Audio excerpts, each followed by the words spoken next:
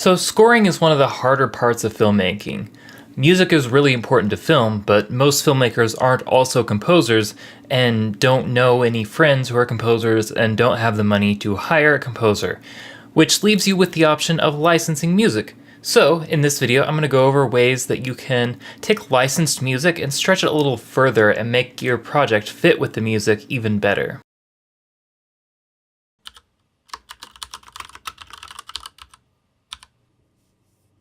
Before we get into this, I want to clarify that I am working with Amazing Music Tracks on this video. That's where all the music in this video came from, and if you want to check them out, I will leave a coupon code for a 10% off discount in the description, so definitely go check that out. So to kind of talk about what I'm getting at with the whole stretch your music further, let's go in and take a look at just a random song from Amazing Music Tracks as an example.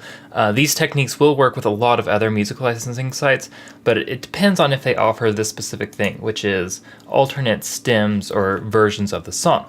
So you can see this song Gleam is the song I'll be using in my edit, and you can see we have several stems or alternate mixes, one with just the tune percussion, one with just the choir, just the pads, just the piano, just the strings.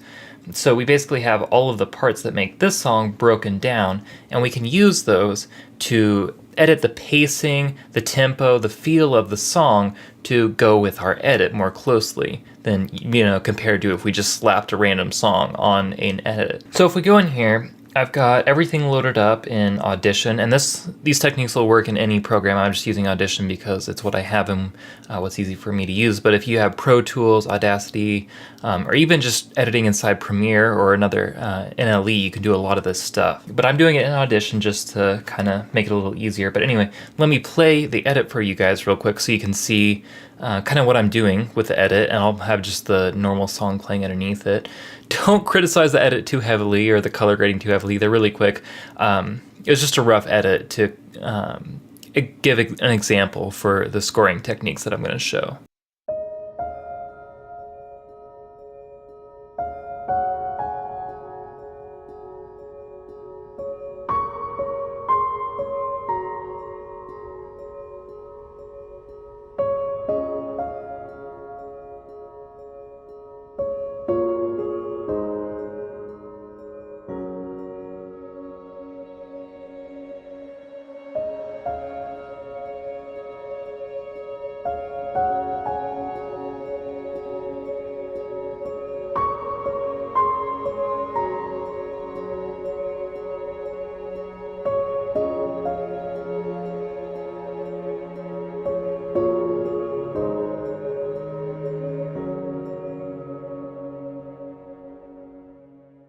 Alright, so as you can see, the song fits pretty well. It's got the sad tone that matches with the sad tone of what's going on in the video, but I think we can improve it a little bit using the other stems that we have.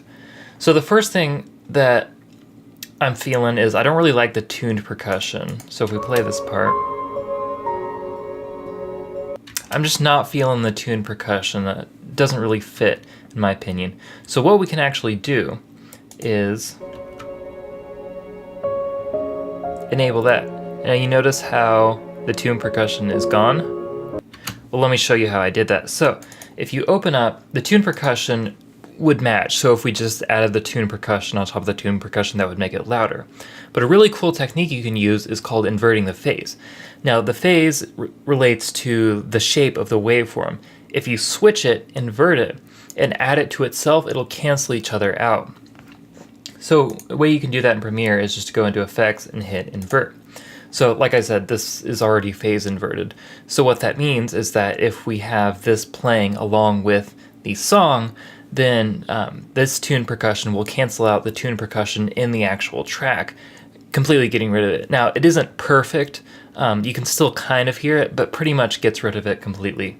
So if you have just like one specific instrument, if you have an isolated recording of that instrument, you can use that, flip the phase, and cancel it out in the main recording. So now if we go back to the multi-track, again, I'll play it, and I'll solo it so you can hear the differences. Without. With. Without. With.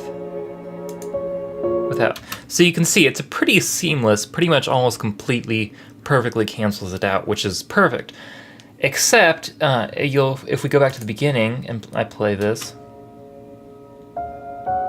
you can hear there's tuned percussion at the beginning, and I don't want that either. The problem is the stem that we have only has the tuned percussion in the second half of the song.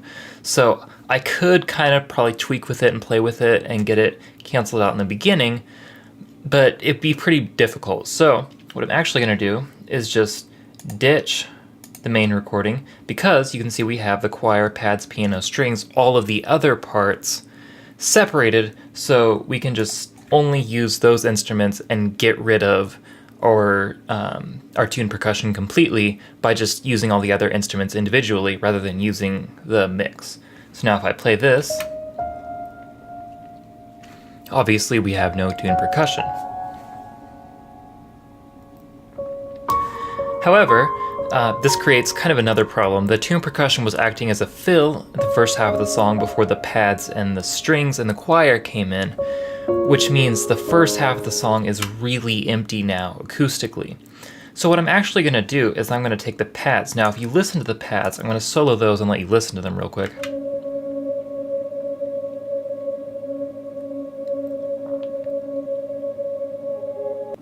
I won't play the whole thing, but you can see the pad isn't really playing.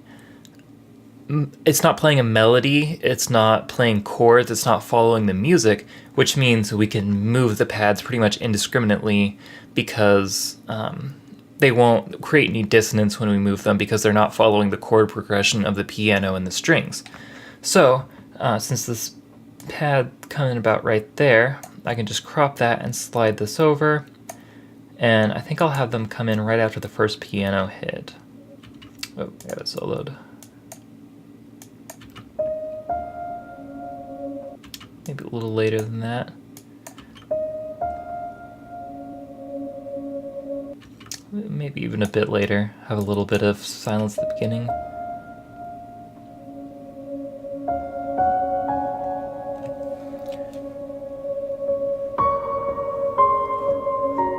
I might turn the pads down a bit.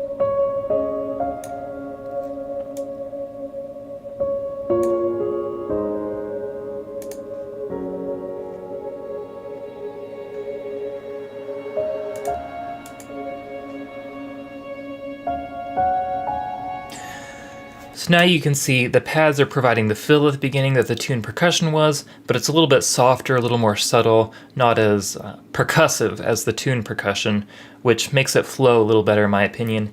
And then the pads kind of fade out right as the strings start to come in.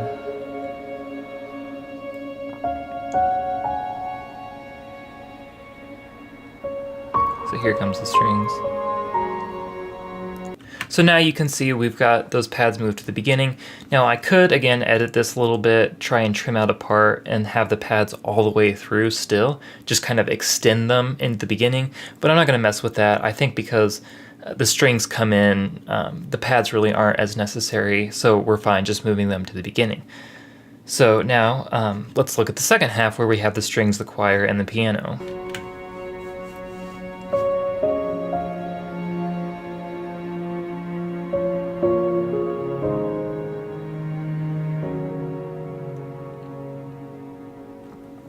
Now I like this, but I kind of want to make it a little bit more reflective. When we get to that final shot, fade to this flashback, I want it to be very intimate and have very minimalistic music.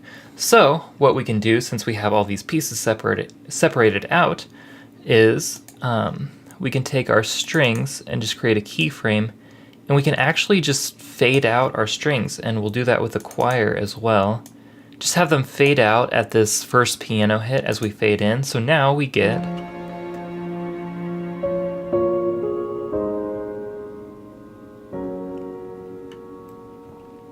as we get to that fade out, we just get that super intimate piano by itself, which kind of brings the viewer into the moment. The strings are a nice fill, but they're a little bit overly dramatic, so by fading those out, fading the choir out, we get just that piano, and it really fits that final note of the sequence, the musical note and the the emotional note. I'll play that again.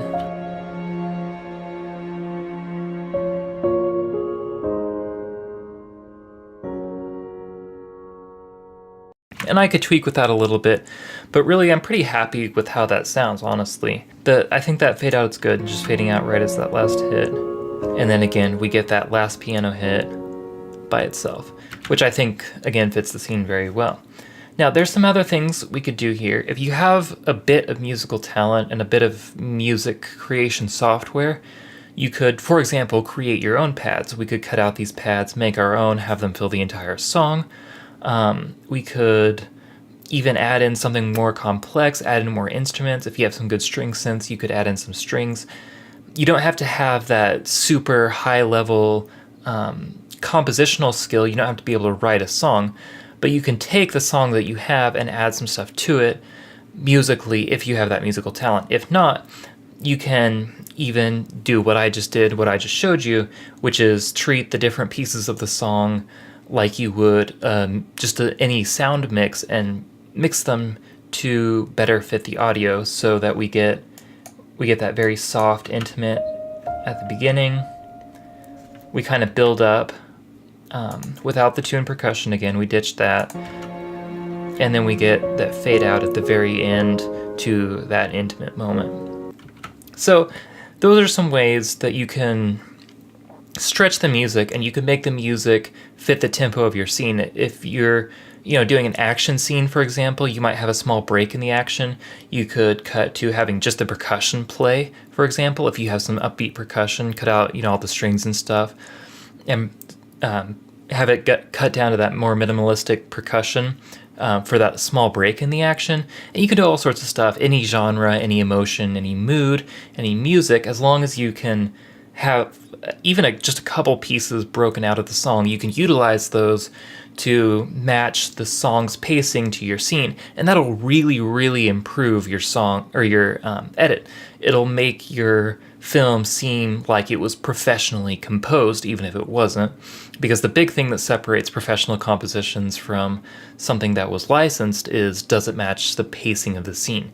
So hopefully that gave you some ideas about how you can take licensed music and stretch it a little further. If it did, hit that like button. If not, feel free to hit the dislike button. If you're interested in licensing this track that I used, or really a lot of other tracks, check out Amazing Music Tracks. Again, I have a 10% off discount in the description, so definitely check them out if you're just looking for music for a project. If you have any questions or comments about this or any of the things I didn't hear, feel free to leave those down in the comment section down below. And if you want to see more videos like this, please hit that subscribe button.